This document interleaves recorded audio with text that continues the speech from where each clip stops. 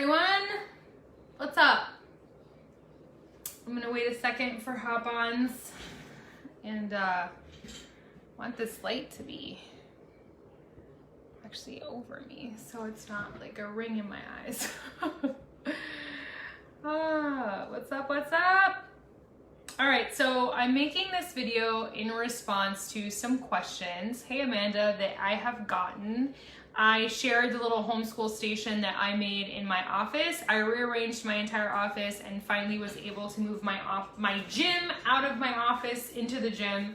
So I have space now for my son. And so I didn't want to be a homeschooling parent. I'm just going to throw that out there. I also didn't want to be a work from home parent. So for any of you who are caught in this situation now where you're like, okay, I wanted to work outside of my house, now I work in my house. I didn't want to be a homeschool parent to my kid, now I don't like what's happening, so I'm gonna have to be a homeschool parent to my kid. I just want you to know that that was also my trajectory and my journey.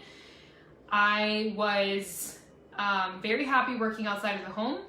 I had a very successful, awesome massage therapy career for a long time. Hi, Mackenzie. And I really enjoyed it. I focused on chronic injury and pain, and it was super rewarding. And then I had my son, and I knew that I was gonna have to cut down the hours that I was working because I was just working way too much.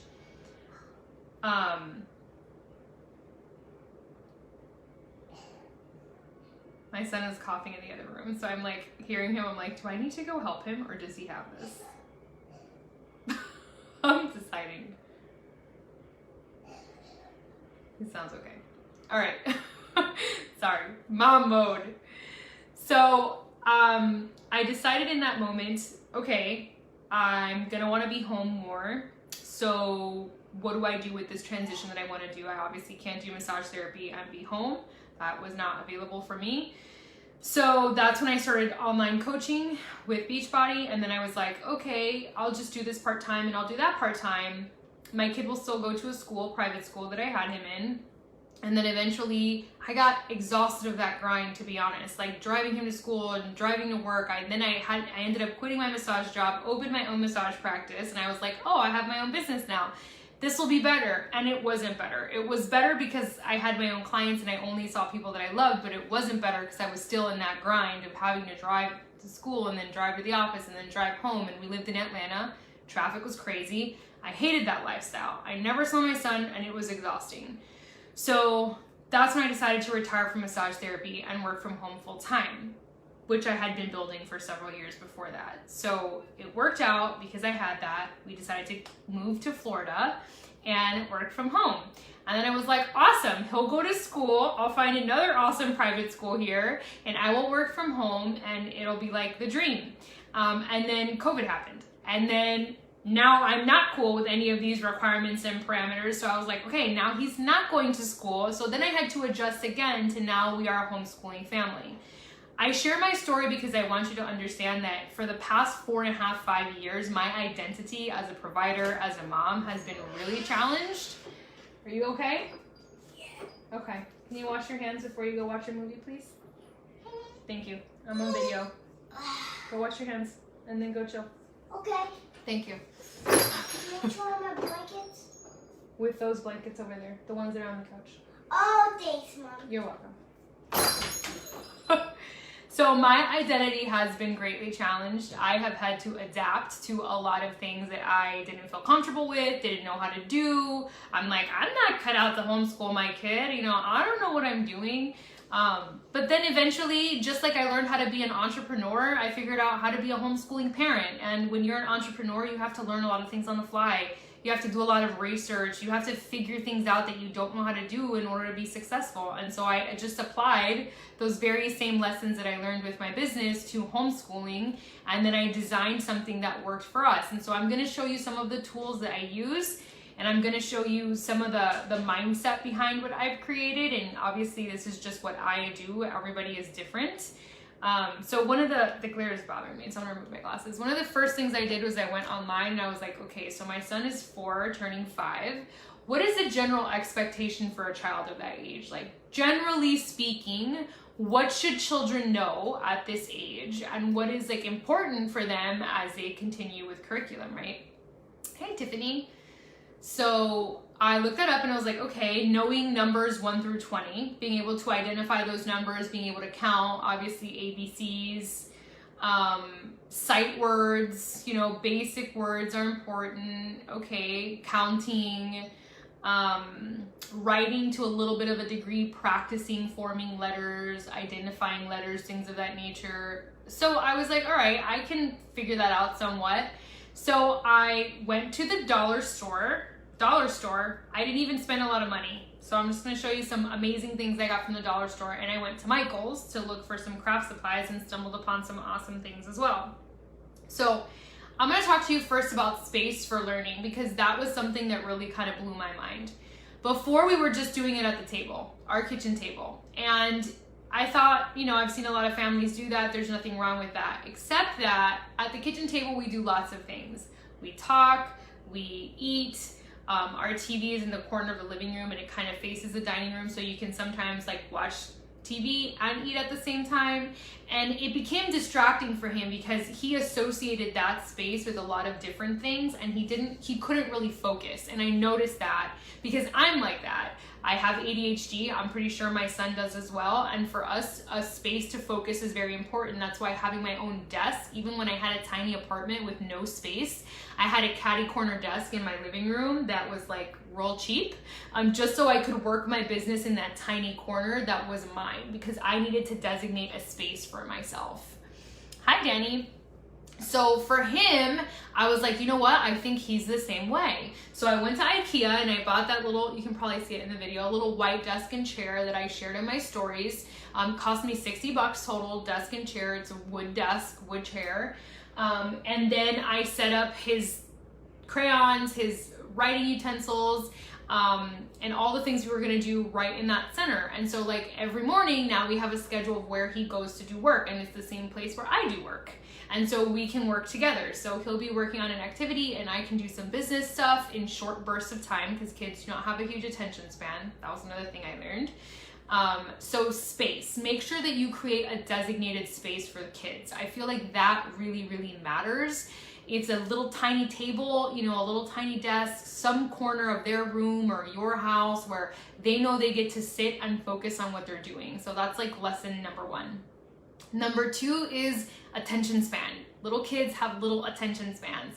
I'm not an educator, I'm just speaking from experience. I've noticed that my son can focus intently for about 15 to 20 minutes before he gets restless or tired or frustrated because he can't figure something out, and then he wants to move on to the next activity. So I really only work with him in focus spurts of about 15 to 20 minutes, and then I let him go choose another activity, either play with toys or watch cartoons or do something of that nature, so that he doesn't get bogged down with learning. You don't want them to hate learning. So if they're sitting there for a long time and they're exhausted, they're gonna start to resent doing that work because they get really frustrated. They just don't have the attention span for it, okay? So that's personal recommendation number 2. So the first is space, the second was attention span, work in short pockets of time with kids.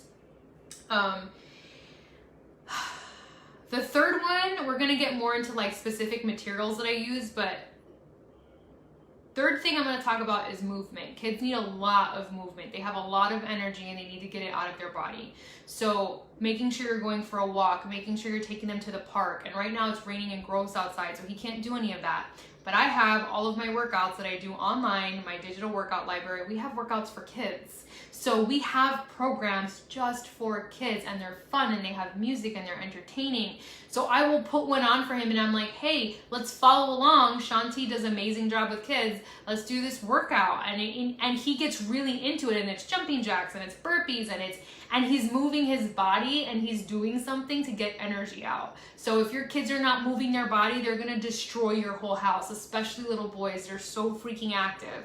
So my phone, a segment of his day when he is physical, because if he's not physical, just like us, like we get pent up energy, for them it's 10,000 times worse, okay? So third thing, make sure you have movement in your curriculum. Okay, so those 3 things. Now we're gonna go into like what we actually learn. So creativity is a huge part of small kids. So there is an app on the iPad. I have my iPad here. Hold on. There is an app that I downloaded onto my iPad. This is also where I work out from, but the app is called Khan Academy Kids. And I just want to show it to you guys real quick. It has a grate, so it looks like this. It has a cute little intro. Khan Academy Kids. Okay, so this is free. This is entirely free, which is so awesome. When they press here, they just get like a lesson, like a general lesson plan. But up here in the library, they have a create section that allows them to draw and color. And it also stores all of their work. So right here in the gallery is all the things my son has done. So this app is also part of his curriculum, okay? And it's part of how we do creativity as well. So I split our curriculum kind of in like 2 segments. Like there's some we do in the morning and there's a block of like actual learning we do in the afternoon. So in the morning, we do something that's called morning starters. And this I found at the dollar store. It cost me a whole $1. And they have them through K up to 2nd grade. You can see it on the back. It says K through 2nd grade. And it's a single page that they do every single day, okay? So every single day, this is what we do in the morning about 10-ish a.m. after I've had breakfast and I'm drinking coffee. I sit with him. He practiced his name. He's practicing his name, what day it is, circle the day. And then every day they're learning a letter and certain words, right? So like the first day it's A, and then you identify the letter, color the things that start with that letter, trace words, and then practice writing the words on their own. Fill in small sentences with the correct word, like which word makes sense, matching numbers, and counting. It's just 1 page. That's it. That's all we do in the morning. And it takes him about 15 minutes, okay? And so as you progress, you learn a different letter every day. So it, B, C through Z. But it has all these tiny little activities that they can do in different sort of areas of learning. And it's been amazing for him because he doesn't get exhaustion from learning just one thing. He gets to kind of learn a little bit of multiple things. Again, it's called Morning Starters. I got it at the Dollar Tree. $1. This is for kindergarten K. I know he's only 4, but he's going to be 5 soon, and he's pretty quick with it. So he's doing well with this. But they have it for pre-K. They have it for 1st and 2nd grade. Awesome find. So that's what we do in the morning. The other thing we do in the morning is I found these boards at Michael's that are so cute, $4.99. This was $4.99 at Michael's, $5. And we get to say, okay, what is the weather like today? So every morning he gets to look out the window or go outside and decide, okay, what is the weather like? How is the breeze? How is the wind factor? And what temperature is it? And this actually moves up and down so he can adjust it to like whatever the temperature is. Okay. So we have a weather station, and then we have a date station that I put in front of his desk as well. And so he gets to switch out the month, the day, and then the day, actual day. And so he's learning about how the days progress, months, and what day of the week it is, to give him like a sense of time on this planet. So that's what we do in the morning. We do the morning starters, we do the weather station, and today is, and that's it. That's all that we do. And then there's a break, and then in the afternoon we'll do Khan Academy Kids on the app, and he usually does that with headphones on at his desk while I'm at my desk, and I knock out a few business tasks. And then that's it. And then during the day there's, art or dance. He's really into music, so he loves for me to put on music and for him to dance. It's another way to get out physical energy, but he also just loves music, so he gets to explore music, which is something he really is fond of. There's also a lot of other books I picked up at the Dollar Tree to show you. There's Math Readiness K through 1. So, and this one, there's all kinds of things that these people make. Workbooks, digital learning, there's a website. But I got this at the dollar store, again, for $1. And so here you're learning like one chair, and it shows you, the concept of what is singular. And then you get to, it progresses from there. Just want to show you a few pages. Like 2, 3. So this is all about counting and basic mathematics. And then there's an alphabet one from the same people that I got for him. similar concept. You're learning how to trace letters and connect. And then I got this numbering counting one that has mini on it, and this one is learning how to write numbers and write the words of the numbers. Like here's the number 3 and here's the word 3. So we worked on this one a little bit today. If I notice his attention span is a little bit longer than just like our normal morning, then I'll take advantage and do a little bit more from another workbook. But generally it's just that. And then in the afternoon, if he has more attention span, we can do something else. Also, the dollar store had these great like first word cards. There's a ton of these. There's for multiplication, division. So if you have a little older kids that are learning multiplication and division and addition, subtraction, they have all of these cards at the dollar store. So you can learn flashcard style, like how we learn old school, about these things, right? And so what's cool about this deck, and I'll open it, is that it's also a memory game. So you can play memory with it, you know, like turn them down and have them match them, but at the same time they're learning the words, like run, and they're all short words, run, ball, right? So it's a game, but it's also sight word learning. So he really is into cards and he likes card games a lot. So when I found this, I was like, this will probably keep his attention long enough. So this is something else we do, but we do this more as like a game time, and it's usually in the afternoon. So in the morning, again, morning starters workbook, weather station, learning day and time. That's pretty much what we do. That might take us 20 minutes in the morning, and that's about the attention span your 4-year-old is gonna have. And then we break from that and he gets to do something fun, whether it's, yes, please go ahead and rewatch this. I just get a lot of questions about what we're doing, and so because I never wanted to be a homeschooling parent, I've sort of figured it all on my own, but it's been a great system for us. He is learning so much. And so the other thing that I want to talk about is technology is not your enemy when it comes to small children. Learn how to make technology valuable for your kids. And this was really important because my kid loves tech. Of course, all kids love tech.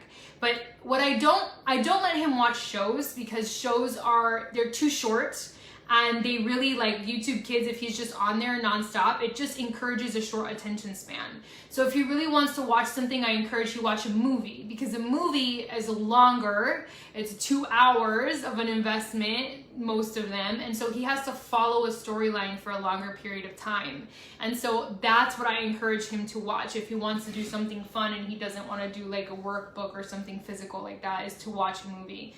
And if he is gonna watch something that's short and sporadic, like he will watch about, for example, Khan Academy Kids does a great job of this too. They have a whole thing of just like short videos for kids. It's like a read aloud book, so it has words, but they also talk to them to learn about animals. So he gets to learn about all kinds of bugs and all kinds of dogs and cats and species of animals. He's really into dinosaurs. So he'll say, hey mom, today I want to learn about Suchomimus. He knows all the dinosaur names by name. I mean, he's a paleontologist at this point. I want to learn about Suchomimus. I want to learn about Diplodocus. And okay, so we'll look up the dinosaur and I'll look up a fact video on YouTube, facts about this dinosaur, or facts about orcas, or facts about whatever. And he'll sit there and he'll watch all of them, and he retains that information. He will then come back to me and say, hey mom, did you know that orcas blah, blah, blah, right? So I encourage to just watch fun TV for him to watch a movie because of the longer storyline. And if he wants to watch a shorter thing, that he watch something like educational or learning, because kids pick up so much, and it's great that we have technology and they can learn those things. Just be a little bit more mindful of like what it is that they're watching and be an active participant in what they're watching. But I think technology is awesome and he loves it and it really helps him learn. So I don't shy away from it. But that's pretty much what we do. The afternoon portion, so like in the morning, I would say about 10 to 11, we're doing that kind of morning routine, and then we do errands and lunch and, you know, fun things like park time or play with toys or dance or whatever it is that he feels like doing. And then in the afternoon, before dinner, we'll usually do like Khan Academy, the tablet, more tablet learning or game learning, or YouTube animal learning or dinosaur learning or whatever it is he wants to learn. Sometimes he has karate in the evening, so then he'll go to karate and get to like hang out with friends and do something more physical. And then it's like dinner time and bedtime. So that's our routine. I figured this all out on my own. I'm not an educator, but I know the metrics that he's supposed to be meeting for his age. So I just work to make sure that he is where the expectation is as far as like numbers and words and stuff. And then I challenge him sometimes to do things that are above his skill level just to see how he'll respond and, you know, recognizing words and patterns and stuff. And sometimes he does really well with it. But it's, you know, it's pretty chill. He's not wearing clothes. He's using his underwear all day long, and he gets to go to school in his underwear, and he gets to play that way. And, you know, homeschooling is turning out to be rather fun. I'm actually enjoying it, even though I never thought I would be that parent. And I think it could be a lot of fun if you don't feel super stressed out about it, especially if you have little kids. Like, they're little, they don't really need a lot. Every little bit consistently really helps. Okay, so I hope that this answered your questions, and if you watch this and you have more questions, feel free to ask me. I'm happy to answer them, and most importantly, just have fun with them. Have fun with your kids, because this is time you won't ever get back. That's the truth. All right, you guys, have an awesome day.